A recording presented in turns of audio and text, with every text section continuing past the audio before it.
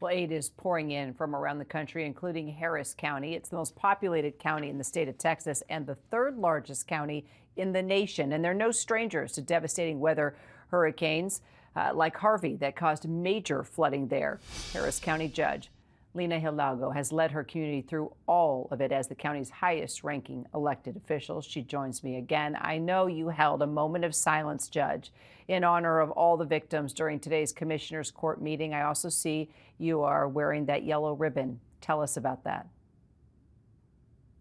Yeah, so my title's county judge. I'm the county executive here in the Houston area. And not only have we experienced natural disasters like this one, but a lot of our residents are somehow affected by this. We're a county of almost 5 million people, and it is families from here that go to the hill country to vacation. So right now we're seeing families coming home, organizing vigils, and part of what we're trying to do in honoring the victims and the missing is to wear these ribbons in their honor and to help coordinate support from the largest county in Texas, to the Kirk County law enforcement and response teams. And tell us about that support. What are you coordinating this hour? What's happening there in Harris County right now?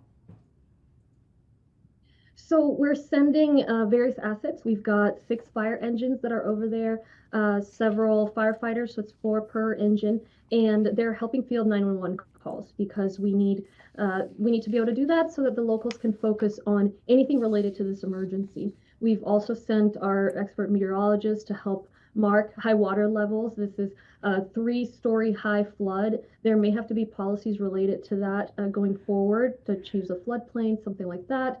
And we have a specialist that is managing aid from out of state.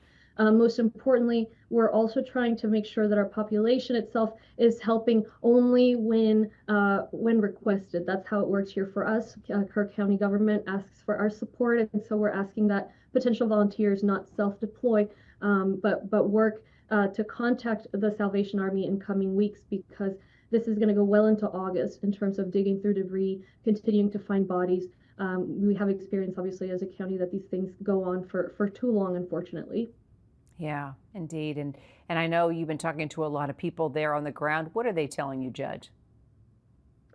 Look, questions like what you were talking about in terms of the alert systems. Obviously, everybody is heartbroken, and then the second thought they have is, could this happen here? So we are an urban area. We've been very successful with emergency alerts to people's phones in terms of tornadoes, for example, tornado warnings. However, if somebody is sleeping, if somebody's hard of hearing, doesn't have their phone in their room, what happens then? So we're looking at that. And then, of course, the concern over federal cuts to FEMA, the Federal Emergency Management Administration, the National Weather Service. Already some programs and personnel have been cut, but when it's something in a county as large as ours, or even what's happened there, you have hundreds to thousands of families that need support, immediate support, and that's something that a local government can't do on its own. So I'm very, very concerned, and on behalf of my constituents, really speaking out against any further cuts to those organizations.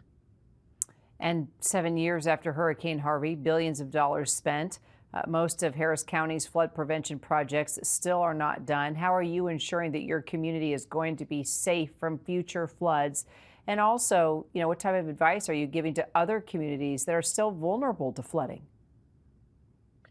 We need to lean forward in all of this. Right after Harvey, we had a bond, a request for public funding to try to fund all these projects. This was before I took office, and it was just so small compared to the need. And so part of my advocacy is we need to go back to the voters. We need to make sure that we have enough funding to complete everything that needs to be done. And for other communities, my advice is, if you're going to go to the voters, ask for what you need, not what you think might be politically feasible, because I think back then people would have voted for what we needed. Right now we're focused on finishing projects as quickly as possible. We have seen results in terms of previous floods not affecting structures because of the projects we've had, but there's a long way to go. And then, of course, working with developers, working with realtors, so that we can balance, right? We want to grow, but at the same time, we want to make sure that people are safe.